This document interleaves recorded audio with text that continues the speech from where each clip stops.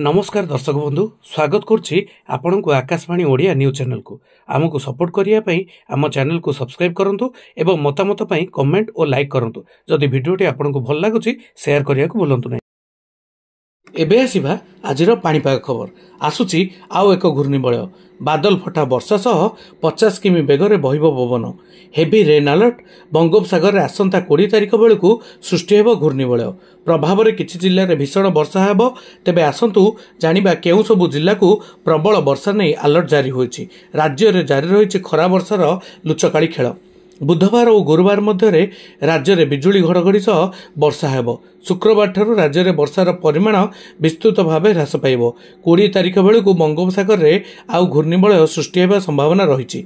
22 बेलू राज्य में वर्षा परिमाण वृद्धि पाइबा नहीं भुवनेश्वर पाणीपाग विभाग पक्षरु सूचना मिली। एबे मौसुमी अपसारण प्रक्रिया आरंभ होइतिबा बेले ट्रफ लाइन प्रभाव में राज्य में वर्षा हेउछि।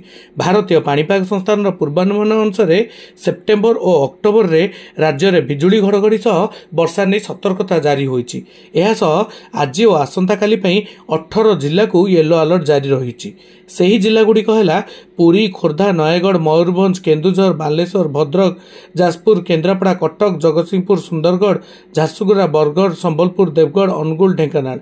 यह पवन बेग 40 ରୁ 50 किमी बेगर रहिबो।